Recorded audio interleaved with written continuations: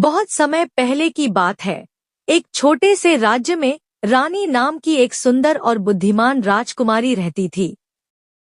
वह बहुत दयालु थी और हमेशा जरूरतमंदों की मदद किया करती थी। परंतु उसके पिता राजा उसकी शादी को लेकर बहुत चिंतित थे। वे चाहते थे कि उनकी बेटी का विवाह किसी वीर राजकुमार से हो, लेकिन रानी का दिल किसी और के लिए धड़कता था, जो एक साधारण इंसान नहीं बल्कि एक अजगर था। राजमहल के पीछे एक घना जंगल था, जहां रानी अक्सर जाया करती थी।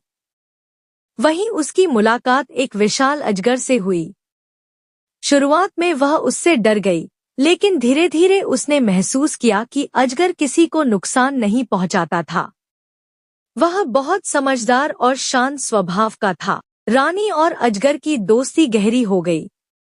वे रोज घंटों बातें करते और जंगल की सैर करते।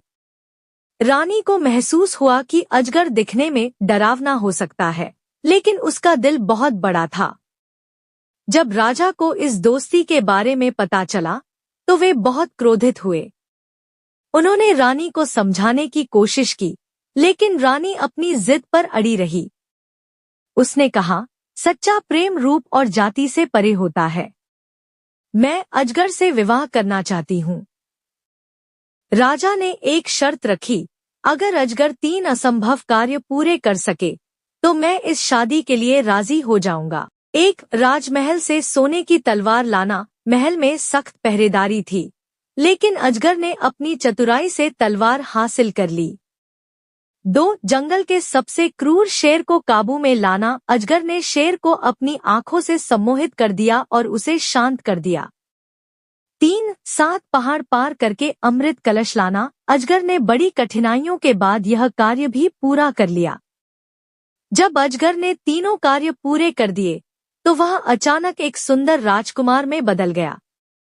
उसने बताया कि एक दुष्ट जादूगर ने उसे श्राप देकर अजगर बना दिया था। राजा बहुत खुश हुए और उन्होंने धूमधाम से रानी और राजकुमार की शादी करवा दी। शिक्षा: सच्चा प्रेम बाहरी रूप नहीं देखता, बल्कि दिल की गहराइयों को पहचानता है।